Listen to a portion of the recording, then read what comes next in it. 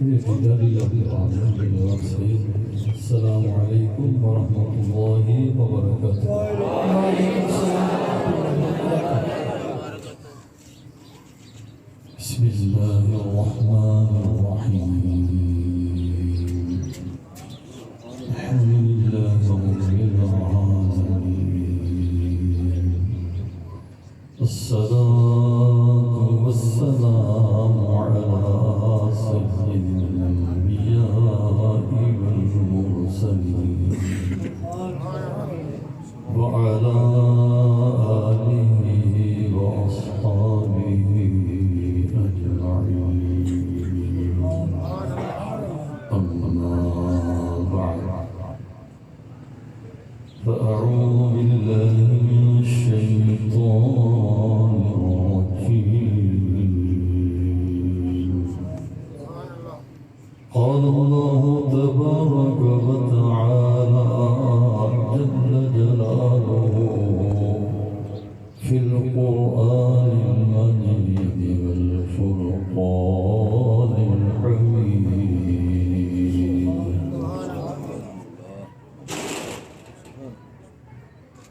إلا تنصروه فقد نصره الله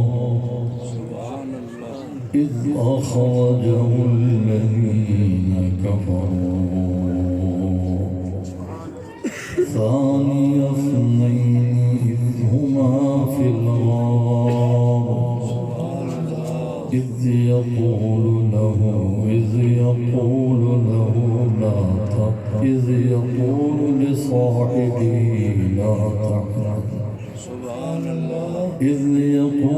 لصاحبه لا تحزن إن الله معنا.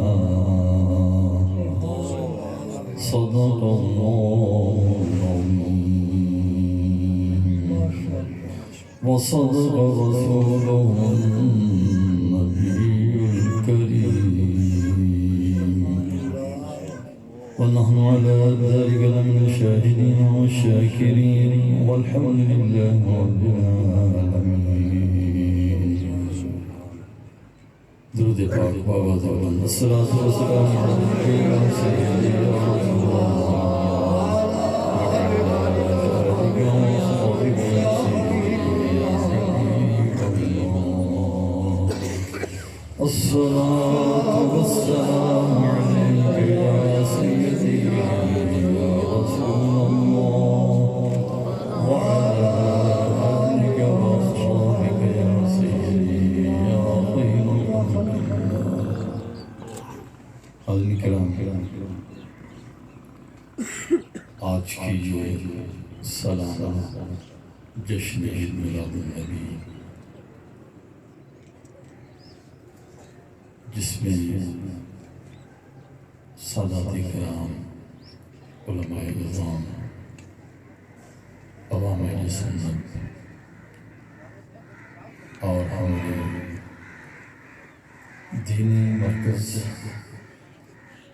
اور گورنمنٹ کی حضرت صوفی محمد یعقوب شہید رحمہ اللہ تعالی گورنمنٹ ہائی سکول کے اساتذہ اور طلباء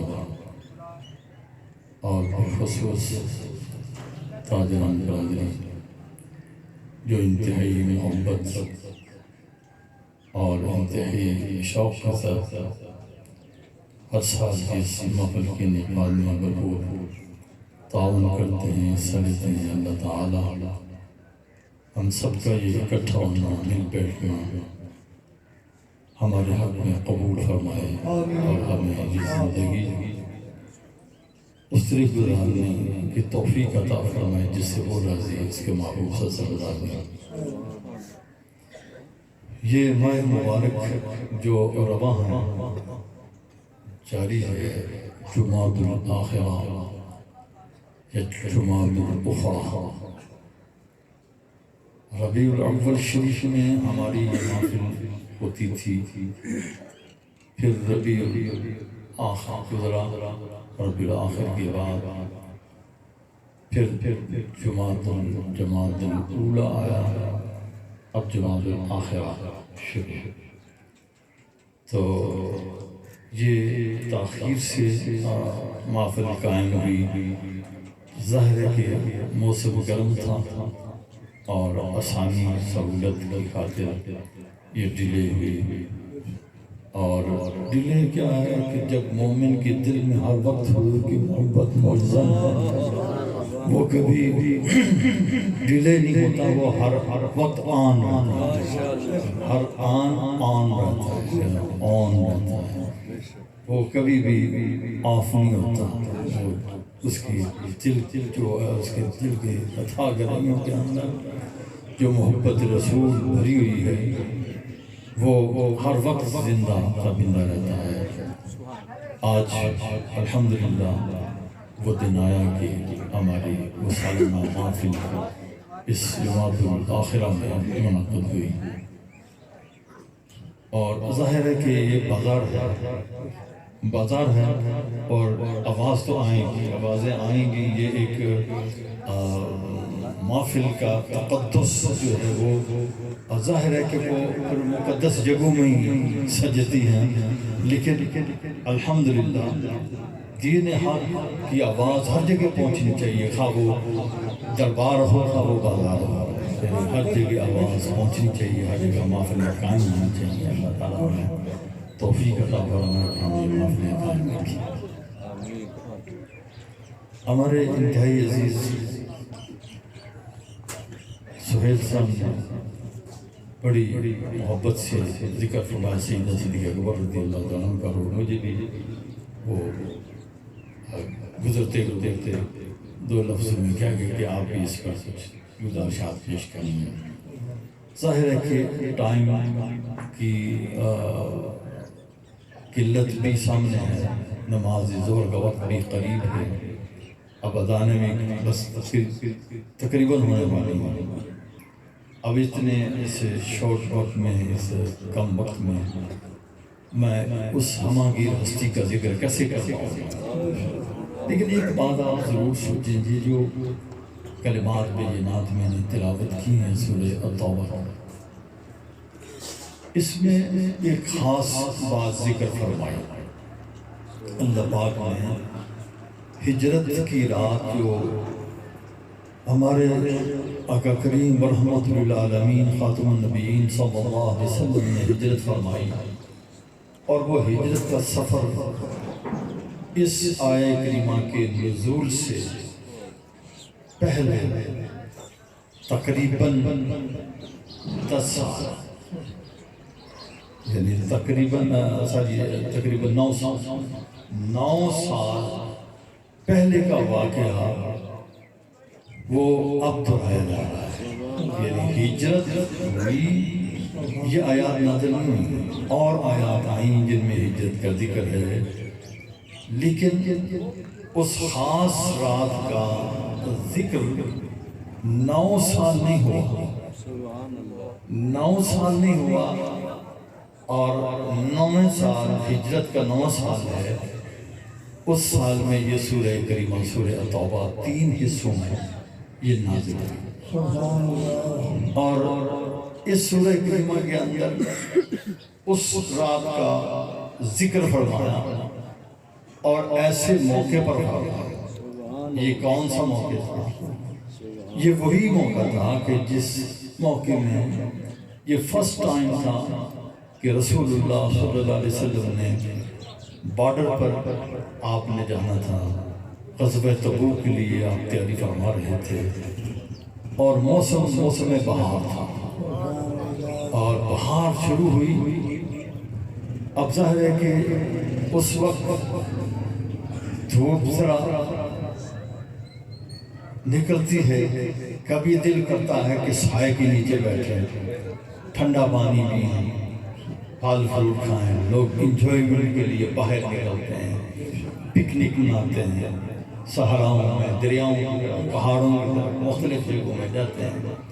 اہل مدینہ بھی ایسا کرتے تھے کہ ان دنوں میں اپنے باغ لگے ہوئے تھے، ان باغوں کے اندر کٹھیاں بنا لیتے تھے، چھپر بنا لیتے تھے، وہاں فیملی شفٹ ہو جاتی تھی، وہاں بیٹھتے تھے اور وہاں دن رات رہتے تھے، اور پھل توڑ کر کے کھجور اکثر ہوتی تھی، کئی انواع کی وہاں کھجور پیدا ہوتی، اور وہ توڑ توڑ کے لاتے، پانی ٹھنڈے وہ مہیا ہوتے، کنویں وغیرہ ہوتے، مختلف انتظامات تھے۔ یہ وہ ایام تھے جن ایام میں جنگ کے لیے بارڈر پر جانا ہے، اور سفر بھی 2-4 دن کا نہیں، یہ ہفتوں پر مشتمل ہے۔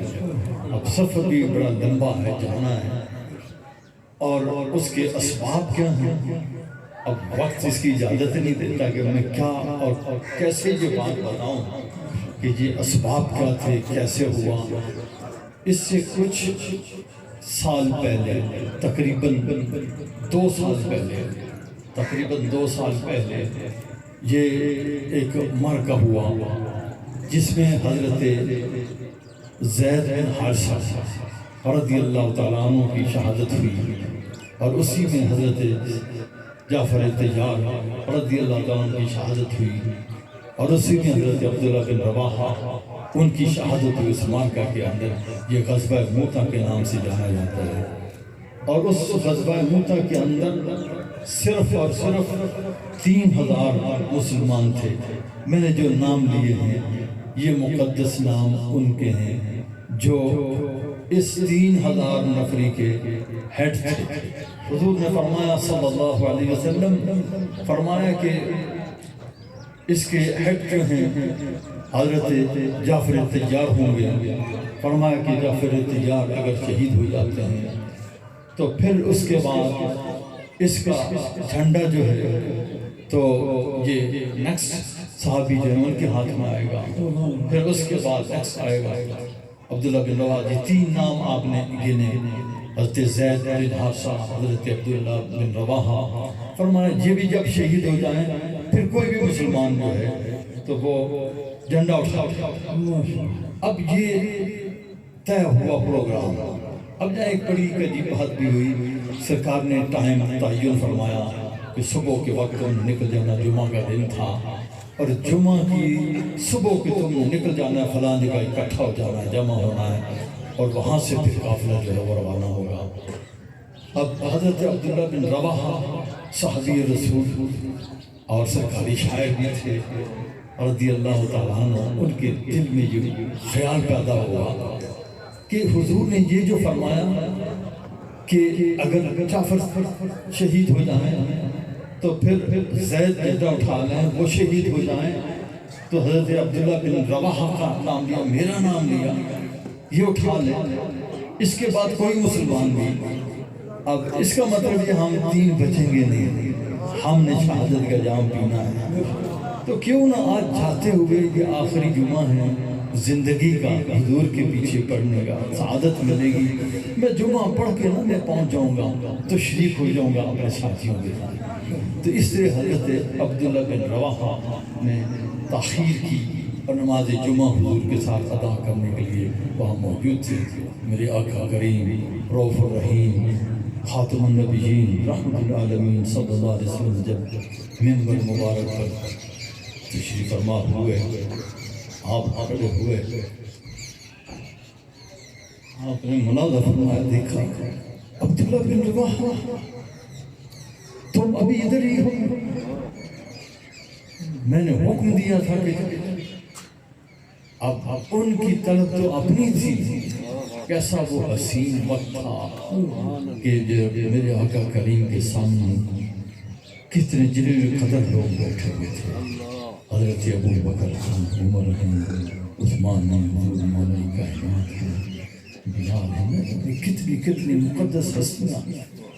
تو حضور نے فرمایا عبداللہ بن رواحہ اب تم جتنا بھی خرچ کرو ماں کر لو، مگر ان کے ثواب کو تم نہیں پا سکتے۔ نعرہ تکبیر، نعرہ رسالت، نعرہ حیدری، نعرہ جشن عید میلاد النبی، قبلہ جناب حضرت صاحب، قبلہ جناب حضرت صاحب۔ مختصر بات یہ کہ جب یہ پہنچے پتہ چلا کہ سامنے کوئی 2-4 ہزار کی بات نہیں، 10-20 کی بات نہیں، 50,000 کی بات نہیں، لاکھ کی بات نہیں، 2 لاکھ کی بات ہے کہ مقابلے میں 2 لاکھ ہیں اور ادھر صرف 3,000 ہیں، اور یہ 3,000 میں 2 لاکھ کا مقابلہ کیسے کریں گے؟ اب مشاورت شروع ہو گئی، اب کیا کیا جائے؟ مرکز کو اطلاع کی جائے، سرکار کی بارگاہ میں پیغام بھیجا جائے کہ یا رسول اللہ آپ کے یہاں صورتحال تو ایسی ہو گئی ہے، تو اب کیا کیا جائے؟ مزید کمک آئے گی، ہیلپ آئے گی، مدد آئے گی، یا ہم لڑ جائیں واپس آئیں، کیا کریں؟ جب سوچ رہے تھے حضرت عبداللہ بن رواحہ نے اس وقت خطاب کیا، انہوں نے کہا کہ دوستو ہماری زندگی تو اسلام کے لیے وقف ہے، اور حضور نے ہمیں بھیجا ہے، اور پھر یہ بات پیوست ہو چکی تھی، اگر یہ شہید ہو جائیں، اگر یہ ہو جائیں، پھر یہ اب انہیں پتا تھا کہ لڑنے کا حکم ہو چکا ہوا ہے، اب واپس اطلاع بھیجنے کا تو کوئی مقصد نہیں، ہماری زندگیاں تو اسلام کے لیے وقف ہیں، اب ہم لڑ جائیں گے جو کچھ بھی ہونا ہے۔ تو بہرحال آپ نے لمبا خطبہ ارشاد فرمایا جس کا اثر ہوا کہ یہ طے ہو گیا کہ ہم نے جنگ لڑنی ہے۔ اب کیسا وسیع ملتا کہ میرے آقا مدینہ منورہ میں جلوہ گر ہیں، حضور وہاں سے بیٹھے ہوئے موتا کا مقام دیکھ رہے ہیں، وہاں موتا کے اندر جنگ جاری ہے، حضرت جعفر تجار کی شہادت، حضرت زید بن حارثہ کی شہادت، ایک کی شہادت حضور ملاحظہ فرماتے ہیں، حضور کے آنسو مبارک جاری ہو جاتے ہیں، فرماتے ہیں اب وہ زمین پر لگ گیا، اب جھنڈا فلاں نے اٹھا لیا، اب جھنڈا فلاں نے اٹھا لیا، اب عبداللہ بن رواحہ نے اٹھا لیا، اب اس کی شہادت ہو گئی، اب اللہ کی تلواروں میں سے ایک تلوار نے جھنڈا اٹھا لیا، حضرت خالد بن ولید رضی اللہ تعالیٰ عنہ نے جھنڈا اٹھا لیا۔ اب خالد جب میدان میں آ گیا، اب خالد نے یہ کہا، اب شام کو جنگ بند ہو جاتی تھی، پچھلے پیر پھر شروع ہو جاتی تھی، اب ایک کا مقابلہ 2 کے ساتھ نہیں تھا، 3 کا مقابلہ نہیں تھا، یہ 3 کا مقابلہ 2 لاکھ اگر آپ گنیں تو تقریباً 66 لوگ ایک کے مقابلے میں بنتے ہیں کہ مقابل میں 66 آدمی ہیں اور ایک آدمی کا مقابلہ 66 کے ساتھ ہے۔ اب بتاؤ کہ ان کے پاس وہ کون سی قوت تھی کہ جس بنیاد پر یہ 3,000 ان 2 لاکھ کے سامنے اور ڈٹ کے کھڑے ہو گئے، وہ صرف اور صرف ایمان کی قوت تھی، عشق مصطفیٰ کی قوت تھی، دین اسلام کی قوت تھی، اپنے رب پر کامل بھروسہ تھا، اسی توکل کے ساتھ وہ اس میدان میں اترے تھے۔ اور پھر کیا ہوا؟ سبحان اللہ، حضرت خالد نے جب ان کا نمبر آیا تو انہوں نے تھوڑا سا جنگ کا نقشہ تبدیل کیا، فوج کو ذرا تبدیل کیا، کیونکہ وہاں فائدہ تھا کہ ایک رائٹ ونگ ہے، لیفٹ ونگ ہے، فارورڈ ہے، بیک ہے، مڈل میں ہے، یہ آپ نے فرمایا کہ دائیں والے بائیں ہو جائیں، بائیں والے دائیں ہو جائیں، فرنٹ والے پیچھے چلے جائیں، پچھلے آگے آ جائیں۔ آپ نے ان کو چینج کر دیا، چینج کر کے جب مقابلہ شروع ہوتا ہے، اب رومن وہ کانپ رہے ہیں، کہتے ہیں کہ نئی کمک آ گئی، یہ وہ لوگ نہیں لگتے جو کل ہمارے سامنے تھے، اس سے پہلے ہمارے سامنے تھے۔ اب حالت لڑ رہا ہے اور اس طرح جنگ ہوئی۔ آپ حیران ہوں گے کہ درجن پر لوگ صرف شہید ہوئے، سامنے ہزاروں کی تعداد میں ہلاک ہو گئے، اور ان میں 3 جرنیل موجود تھے، 3 جرنیلوں کی شہادت ہوئی۔ یہ وہ جذبہ تھا، آج جرنیل تو پیچھے رہتے ہیں نا، اس وقت جرنیل آگے رہتا تھا۔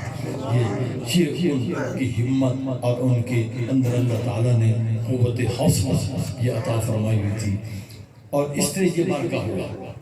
اور حضرت خالد بن ولید رضی اللہ تعالیٰ عنہ اپنی فوج کے ساتھ واپس جب آئے تو خیر اب رومن کے کان کھڑے ہو گئے کہ 2 لاکھ کا مقابلہ اور صرف 3,000، اس کا مطلب یہ ہے کہ اہل اسلام بڑی قوت کے اندر ہے، اب ہم ان کا کوئی مقابلہ اچھی طرح سے سوچنا ہوگا۔ اب وہ سوچ کر کے پلاننگ کر کے پھر 9 ہجری کے اندر غزوہ تبوک جب ہوا تو یہ سارے لوگ پلاننگ کے ساتھ بڑی لمبی پلاننگ کر کے تیار ہوئے، اور یہ اطلاعات پہنچی، اور یہ پہلا ٹائم تھا کہ نبی پاک علیہ السلام نے فرمایا، اس سے پہلے جنگ کے لیے آپ جاتے تھے لیکن اعلان نہیں فرماتے تھے فلاں جگہ جانا ہے، حکمت عملی سے کام لیتے تھے، آپ اس طرح اس رخ جانا ہے لیکن فلاں سٹاپ پر جانا ہے، پھر آگے جانا ہے، پھر آگے جانا ہے، آگے جا کر کے پتہ چلتا تھا کہاں جانا ہے۔ لیکن یہ پہلا وقت ایسا تھا، پہلا ٹائم تھا، آپ نے اعلان فرمایا کہ تبوک جانا ہے اور لمبا سفر ہے، اپنی تیاری کر لو اور اچھی طرح سے تیاری کر لو۔ یہ وہی موقع جس موقع پر سیدنا صدیق اکبر رضی اللہ تعالیٰ عنہ، حضرت فاروق اعظم رضی اللہ تعالیٰ عنہ نے بڑا مال پیش کیا۔ حضرت فاروق اعظم کہتے ہیں جب حضور نے حکم دیا تو میرے پاس بے پناہ مال تھا، اب میں نے سمجھا آج میرے لیے موقع ہے کہ آج صدیق سے بھی میں بڑھ جاؤں گا جو ہمیشہ ہر میدان میں آگے ہوتا ہے۔ تو حضرت فاروق اعظم نے اپنے سارے گھر کا سامان آدھا کیا اور آدھا حضور کی بارگاہ میں پیش کر دیا، اور صدیق اکبر رضی اللہ تعالیٰ نے بات ہیں اب ان کے آنے کی شان عجیب ہے، کچھ زیادہ سامان نہیں لگتا، جو تھوڑا سا اٹھایا ہوا آ رہا ہے، اور عجیب میں اور جناب سیوطی رحمۃ اللہ علیہ کی ایک روایت کے مطابق جو انہوں نے سیرت الوفا میں لکھی کہ حضور نے جو ملاحظہ کیا کہ جبریل امین علیہ السلام انہوں نے عجیب اس قسم کا لباس ٹاٹ کا پہنا ہوا ہے، ببول کے کانٹوں کے ساتھ انہوں نے اس کے بٹن بنائے ہوئے ہیں، اور اس طرح جبریل امین سامنے ہوئے تو حضور نے فرمایا جبریل یہ لباس کیسا ہے؟ جبریل امین نے کہا کہ آپ کا یار غار اس لباس میں آ رہا ہے، اس نے اپنے تن کے کپڑے بھی اس جنگ کے لیے پیش کر دیے ہیں، گھر کا سارا ساز و سامان خود ٹاٹ کا لباس پہن کر کے ببول کے کانٹوں کے اس نے بٹن بنائے ہوئے ہیں، وہ آ رہا ہے، آ کر کے حضور کے سامنے وہ سامان رکھ دیتے ہیں سعادت کے اندر۔ حضور ہر ایک سے پوچھتے تھے کیا لائے ہو، کیا چھوڑا ہے؟ حضرت ابوبکر سے پوچھا کہ گھر کیا چھوڑا ہے؟ کیا چھوڑا ہے؟ عرض کرتے ہیں حضور میں نے گھر والوں کے لیے ابقیت لهم اللہ ورسولہ۔ نعرہ تکبیر، نعرہ رسالت، نعرہ تحقیق، نعرہ صحابہ، یہ ان کی مالی قربانی اور بھی صحابہ کی قربانیاں مختصر کر رہا ہوں۔ اب یہ سما تھا کہ وہ لوگ جو ہیں وہ تیاریاں کر رہے تھے، ہم باغ میں بیٹھیں گے، وہاں ڈیرا لگائیں گے، وہاں لگائیں گے، اب جنگ کی تیاری کا اعلان ہو گیا۔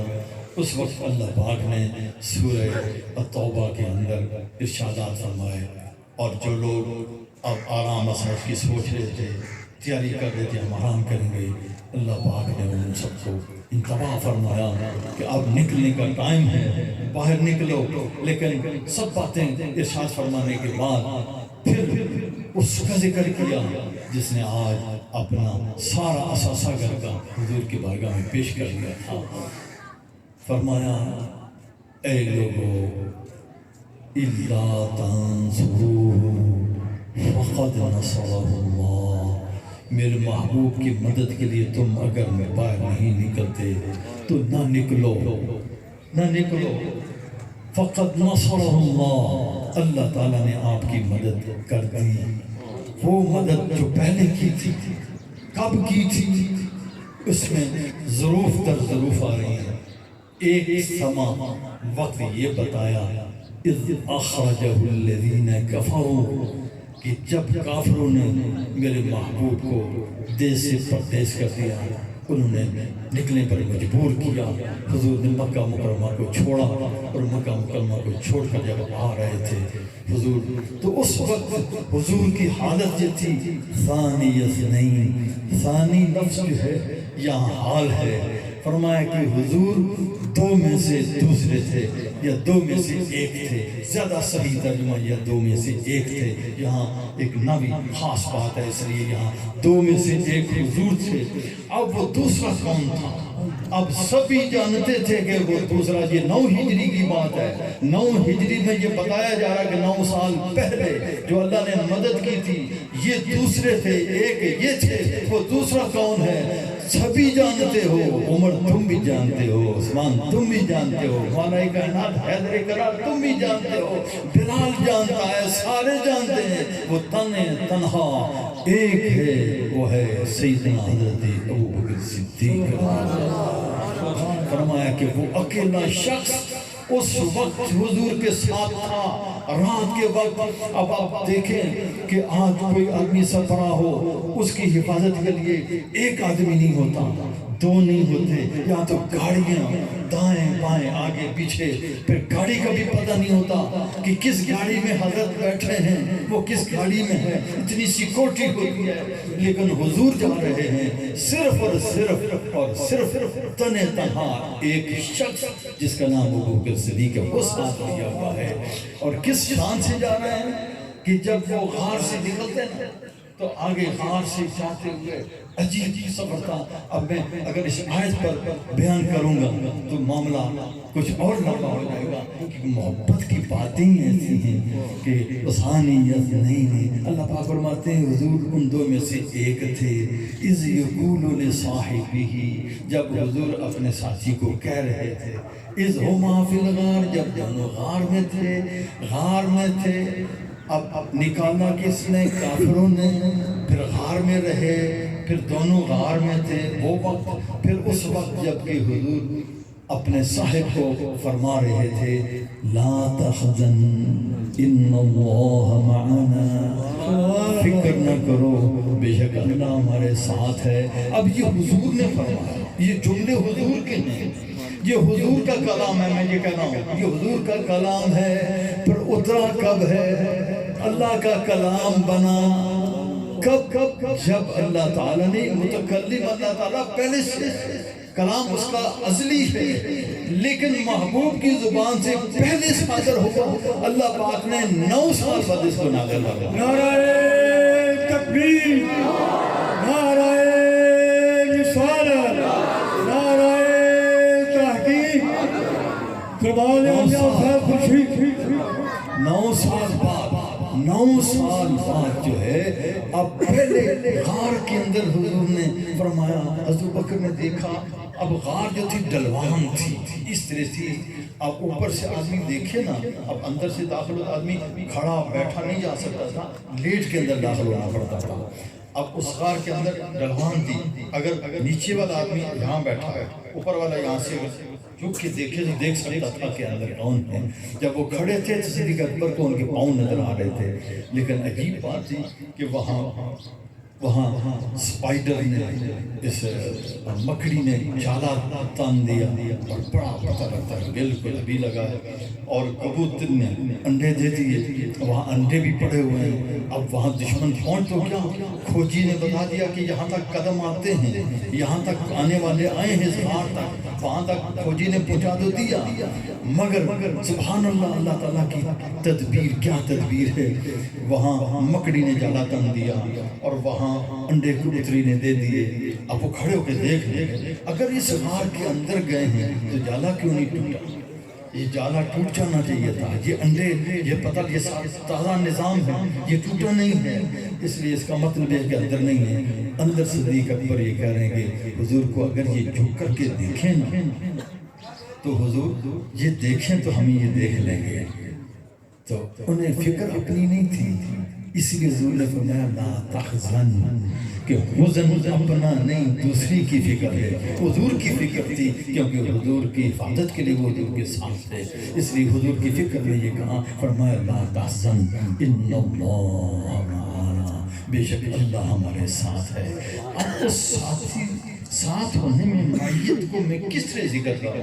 میرے پاس نہ وہ لفظ ہیں، نہ میرے زبان میرا ساتھ دے سکتی ہے، پر میں سادہ سی بات اتنی ضرور کروں کہ ہجرت کی رات سے پہلے، ہجرت سے پہلے تقریباً آپ کہہ سکتے ہیں کہ 1.5-2 سال، 2.5 سال، زیادہ 3 سال، جب معراج شریف نمازیں 5 فرض ہو چکی ہیں، جماعت کے ساتھ نماز ادا کرنا جبریل نے بتا دیا کہ اس طرح نماز پڑھنی. اب اس کے بعد نماز پڑھتے تھے اور آگے ہجرت کے لیے. اب 3 راتیں وہاں حضور نے گزاری، 3 دن گزارے غار ثور کے اندر.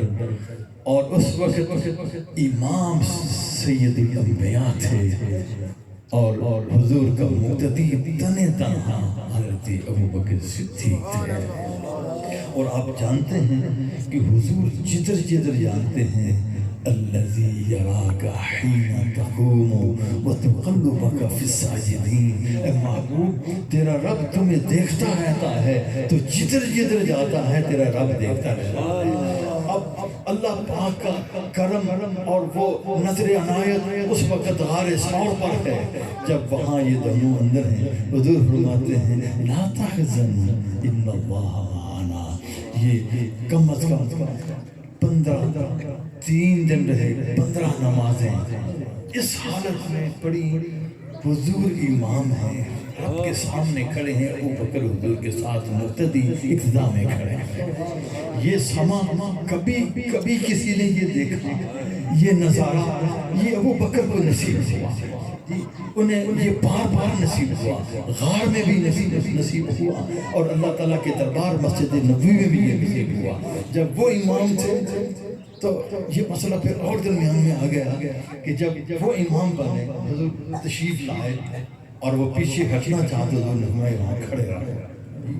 پھر حضور ان کے ساتھ آخری نماز جو حضور نے ادا فرمائی ان کی بائیں جانب کھڑے اور حضور بیٹھ گئے. وہ کھڑے تھے، وہ بیٹھ گئے. اب یہ پوری صف تھی. اب ہمارے ہاں محراب ہے، ہم محراب میں امام کھڑا ہوتا ہے، لیکن سنت پہلی صف میں اس وقت محراب نہیں تھا. وہ پوری صف خالی ہوتی تھی، صف پیچھے ہوتی تھی، ایک پوری صف خالی ہے اور وہاں صرف امام کھڑے ہوتے تھے اور کھلی جگہ ہو گئی دائیں بائیں. تو سرکار تشریف لائے اور جب آپ ایک مرتبہ حضور باہر تھے تو آئے، حضرت ابوبکر پیچھے ہٹنے لگے اور حضور نے اشارہ کیا لیکن پھر بھی وہ پیچھے ہٹ گئے. اس وقت نبی پاک علیہ السلام جو ہے تو آپ ان کی کس طرح کھڑے ہوئے، آپ ان کی جو ہے وہ بائیں جانب کھڑے، وہ دائیں جانب ہو گئے اور حضور نے نماز پڑھائی. اور اس کے علاوہ حضور نے نمازیں پڑھائی. حضرت ابوبکر کھڑے ہو کر کے تو حضور کی اقتداء میں ہوتے تھے، باقی سارے حضرت ابوبکر کی اللہ اکبر کہنے پر ان کی اقتداء میں وہ نماز پڑھتے تھے. لیکن آخری نماز حضور نے اس کے برعکس پڑھی اور وہ حضور دوسری جانب آ کر کے بیٹھے جس پر مقتدی بیٹھ گئے اور حضرت ابوبکر رضی اللہ تعالیٰ عنہ امام کی حیثیت سے کھڑے رہے. حضور دوسری طرف بیٹھ کر کے ان کے ساتھ نماز پڑھتے رہے. یہ حضرت ابوبکر کو یہ بات نصیب ہوئی. لیکن مختصر بات یہ ہے، سیدنا صدیق اکبر رضی اللہ تعالیٰ عنہ کی اتنی بے مثال قربانی اور غار کی بات جو ہے وہ 9 سال بعد نازل کی. حضور کی وفات شریفہ کب ہوئی؟ 11 ہجری میں ہوئی، یعنی تقریباً آپ کہہ سکتے ہیں 2 سال کے قریب عرصہ کم و بیش جو ہے. اس سے پہلے یہ آیات نازل ہوئی اور اس موقع پر نازل ہوئی جب کہ کہاں جانا ہے، تبوک جانا ہے اور لاکھوں کی فوج کا وہاں خدشہ ہے کہ وہ موجود ہوں گے. اور حضور نے اوپن اعلان کیا ہے اور اللہ پاک نے فرمایا کہ تم نے مدد کرنی ہے، نہیں کرنی ہے تو نہ کرو. اللہ کا بھیجا ہوا مددگار جو اللہ نے پہلے جس کو ذریعے سے مدد کرائی تھی، آج وہ حضور کے ساتھ آج بھی کھڑا ہے. مطلب یہ آج بھی کھڑا ہے. حضرت امام راضی فرماتے ہیں اللہ تعالیٰ نے تمام انسانیت سے گلا کیا، انہیں گلا کیا کہ تم پسو پیش تو کر سکتے ہو، لیکن ایک وہ تنہ تنہا ہے جو کل بھی ساتھ تھا آج بھی ساتھ ہے اور وہ ہمیشہ کے لیے حضور کے ساتھ رہے گا. اور اللہ تعالیٰ ان کی مدد فرماتا رہے گا. اب صرف یہاں بس نہیں کر دی بلکہ فرمایا ان اللہ معانا. پھر اللہ پاک نے فرمایا فانزل اللہ سکینتہ علیہ وایدہ بجنود لم تروها. فرمایا کہ اللہ تعالیٰ نے ان پر سکینہ نازل فرما دی. کس پر؟ دونوں مفہوم ہیں، لیکن ظاہر ہے کہ سکینہ اس پر سکون نازل ہوا جسے بے اطمینانی تھی. بے اطمینانی حضرت ابو بکر کو تھی. حضور نے فرمایا لا تحزن ان اللہ معانا، اللہ ہمارے ساتھ ہے، ڈرنا. پھر اللہ نے اس پر سکینہ نازل فرما دیا، سکون نازل فرما دیا، یعنی حضرت ابو بکر پر سکون نازل فرما دیا. اور پھر ان کی مدد کی ایسے لشکروں کے ساتھ کہ جو تم اسے نہیں دیکھ سکتے. اللہ تعالیٰ جعل کلمۃ الذین کفروا السفلی، فرمایا جو کافر تھے انہوں نے جو تدبیر سوچی تھی نا حضور کو شہید کرنے کی، اللہ تعالیٰ نے اس کو ڈسٹروائے کر دیا، اس کو نیست و نابود کر دیا، وہ اسے تباہ برباد کر دیا. تو اس لیے نبی پاک علیہ السلام کی اس رات کا ذکر کرنے کا مفاد کیا تھا کہ اس بڑے سے بڑے اس موقع پر بھی حضرت ابوبکر حضور کے ساتھ ہیں. اب پھر یہ تقریباً 2 سال پہلے وفات سے پہلے یہ اعلان کرنا بتانا مقصود یہ تھا ایک دن اور آئے گا جس دن سارے اپنی انہیں بڑی ہوگی اور انہیں ہوش نہیں ہوگا، اور وہ ایسا وقت ہوگا کہ حضور کی جدائی کا وقت ہوگا بظاہر، اور اس وقت اگر کوئی قائم ہوگا تو یہی شخص قائم ہوگا. اس لیے یہ اعلان آگے جا کر کے کیا ہے، 9 سال پہلے اعلان نہیں کیا. ان کی ہمت کا بتایا ہے کہ یہ تنے تنہا ہے پر اس کی ہمت یہ. تو 15 نمازیں کم از کم حضور کے ساتھ انہوں نے ہار خور کے اندر نازل فرمائی. اس طرح سیدنا صدیق اکبر رضی اللہ تعالیٰ عنہ ثانی اثنین اذ هما فی الغار اذ یقول لصاحبہ لا تحزن ان اللہ معنا، بے شک اللہ ہمارے ساتھ ہے. تو اس نے سیدنا صدیق اکبر رضی اللہ تعالیٰ کو حوصلہ وہ اتنا اللہ تعالیٰ نے عطا فرمایا.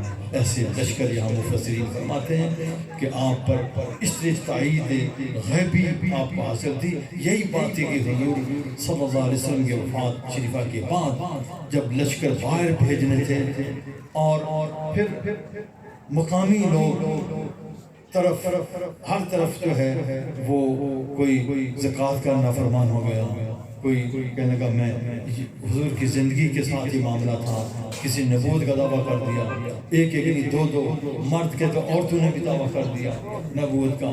تو یہ پرانی یہ ریتیں ہیں. اٹھیں سیدنا صدیق اکبر نے کہا کہ میں ان سب سے رہا کروں گا، ہمارا وہ لشکر جو باہر جانا وہ بھی جائے گا. اور مقامی طور پر بھی سب نے مخالفت کی، کہا کہ حضور یہ وقت نہیں، ایسا کریں. فرمایا کہ تم جو مرضی کہو، ابو بکر تنے تنہا بھی یہ سارا کچھ کرے گا، نکلے گا. کیوں؟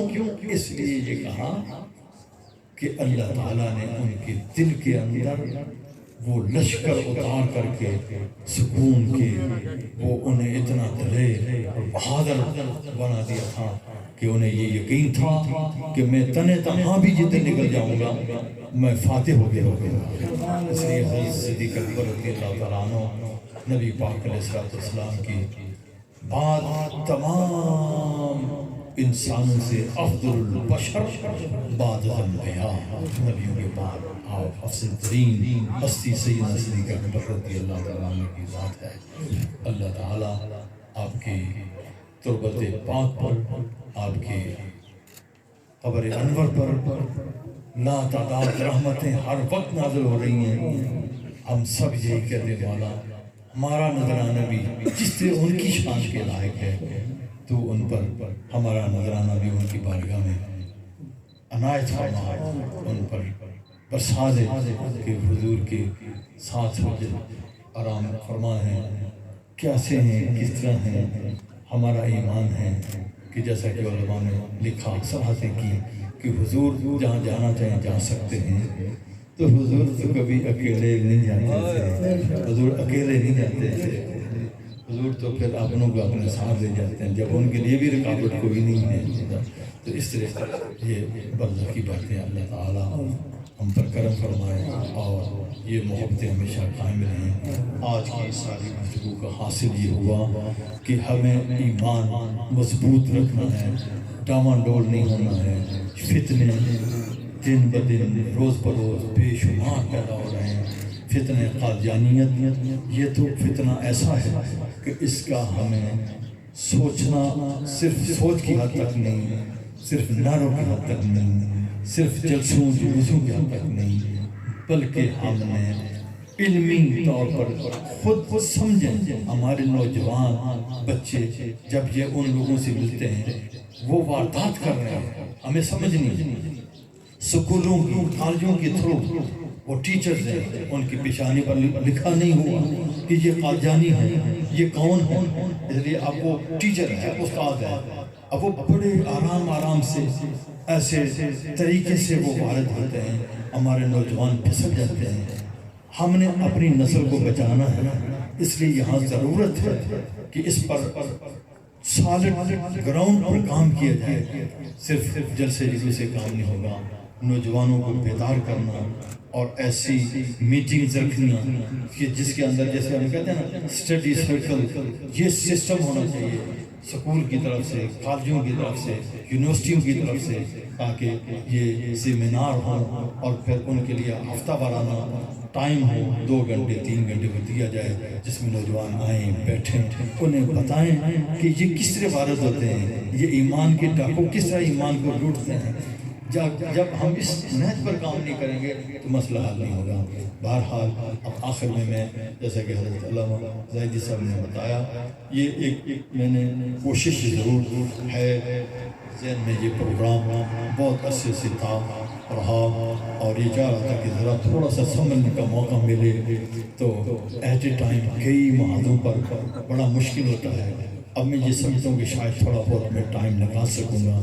تو میں نے جوانوں کے لیے جو ہے تو یہ اعلان کیا تھا، بتایا تھا کہ میٹرک پاس جو ہیں ان کے لیے آسانی ہے کہ میں جو بات سمجھاؤں گا، پڑھاؤں گا، ان کے ذہن تک پہنچاؤں گا تو ان کے لیے آسانی ہوگی. تو ان کے لیے یہ میں سمجھ رہا تھا کہ ایک کورس ایسا متعارف نہیں کرایا جائے بلکہ اسے گزارا جائے اور پریکٹیکل یہ ہو. اس میں صرف یہی نہیں ہوگا پڑھنا ہے، لیکچر ہے، لیکچر دیں گے، یہ نہیں ہے. وہ میں نے خود کرنا ہے. کسی دن اگر کسی صاحب سے مدد لینی تو وہ بھی لے لیں گے، لیکن اس میں کام کچھ اس نیت کا ہوگا. قرآن کریم کے اور احادیث شریفہ یہ ہمارے ساتھ ساتھ رہیں گے. یعنی قرآن کریم سے بھی فرسٹ ڈے سے ہم اور حدیث شریف کے ساتھ بھی ہم یہ ساتھ ہم رہیں گے. صرف و نحو بھی ساتھ ہوگی، یعنی عربی گرامر جو ہے اس سے بھی ہمیں سمجھنا ہوگا، اس کے تھرو ہم نے جانا ہوگا. اچھا لگے گا لیکن ہوم ورک ہوگا، اس میں یاد بھی کرنا پڑے گا وہ قرآن آیات کہ جن آیات کا تعلق ہمارے عقائد کے ساتھ ہے اور وہ آیات جن کا ہمارے اعمال کے ساتھ تعلق ہے، وہ آیات بھی یاد کرنی ہے. اور ایسا نہیں ہے کہ یہ سرسری سا ہے کہ سن لیا اٹھ کے چلا گیا ختم ہو گیا، یہ بات نہیں ہے. جب ہم صحیح طریقے سے اس دین کو سیکھیں گے تو انشاءاللہ تعالی وہی نوجوان اگر صحیح طرح سے سیکھ گئے تو اور انہیں معاشرے نے یہ کوشش کر کے ایسی اسامی پر فٹ کر دیا کہ جہاں وہ کئی بچوں کے استاد ہو سکتے ہوں تو پھر وہ زیادہ خدمت کر سکیں گے اور وہ خود اس دین کو جانتے ہوں گے، اپنے عقائد کو جانتے ہوں گے، پھر وہ لوگوں تک جو ہے آسانی کے ساتھ منتقل کر دیں گے. یہ ایک کوشش ہے اور اس کے لیے فارم وغیرہ ہے. کچھ زیادہ تعداد تو لوگ شوق سے آ تو جاتے ہیں لیکن لانگ ٹائم جب دیکھتے ہیں لمبا ٹائم ہے تو مشکل ہے. لیکن میں نے صرف ہفتے میں 3 دن اور ایک دن کے اندر بھی 3-4 گھنٹے سے زیادہ ٹائم نہیں ہوگا. دن ابھی فکس نہیں ہم نے کیے کون سے دن ہوں گے، دیکھیں گے اپلیکیشنس جب آ گئی ہیں پھر ان کی میٹنگ بلائیں گے، دیکھیں گے کہ اکثریت کون سا ٹائم دے سکتی ہے، رات کا، دن کا، کون سے ڈیز جو ہیں اکٹھے 3 دن ہو سکتے ہیں. یہ باہمی مشاورت کے ساتھ، کیونکہ میں یہ نہیں چاہتا ہوں کہ میں ان پر مسلط کروں بلکہ میں یہ چاہتا ہوں کہ جو ٹائم وہ دے سکتے ہیں نوجوان اس ٹائم کے مطابق، کیونکہ میں یہ چاہتا ہوں کہ یہ لانگ ٹائم یہ سسٹم قائم رہنا چاہیے. آگے توفیق اللہ پاک عطا فرمانے والا ہے. اس کے ساتھ آپ کو یاد ہوگا کہ انشاءاللہ کل جمعۃ المبارک ہے، ماہانہ کی ہمیشی کی کل ہوگی اور پرسوں انشاءاللہ ہمارے اسلام گڑھ میں وہاں جو تاجدار ختم نبوت کانفرنس کا انعقاد کیا گیا ہے. نماز مغرب سے نماز عشاء وہ پروگرام، ساری نماز مغرب سے عشاء، پھر عشاء سے کچھ بعد تک کیا جائے گا پروگرام جو ہے انشاءاللہ تعالیٰ. تو وہاں آپ حضرات کوشش فرمائیں جن کے پاس گاڑیاں ہیں، کاریں ہیں، جی ویگنیں ہیں تو دوسرے حضرات کو بٹھا کر کے ساتھ وانگائیں اور کوئی زیادہ خرچہ بھی نہیں ہوتا کوئی زیادہ تو اس طرح قربانی کا یہ میں یہ نہیں کہتا کہ آپ وہ سخت کو مجبور ہے تو اور بات ہے لیکن اگر ٹائم آپ رکھتے ہیں تو اس سے بہتر اور ٹائم کا مصرف نہیں ہے بہترین مصرف یہی ہوگا کہ وہاں آپ آئیں اور جمع ہوں اور پھر اپنے علماء کے سنیں اور وہاں کے جو قرارداد وغیرہ پیش ہوئے ان کے ساتھ آپ لبیک کریں گے ساتھ شامل ہوں گے تو انشاءاللہ تعالی وہ امید ہے کہ اس کانفرنس کے اثرات مرتب ہوں گے مزید بھی کانفرنسز ہوں اس میں بھی آپ تیار رہیں اور جب کہیں بھی بلایا جائے تو ضرور وہاں آنا چاہیے جمع ہونا چاہیے یہ کانفرنسز اپنی جگہ ہیں لیکن تعلیمی سسٹم جو ہے اس کے لیے مجھے میٹرک پڑھے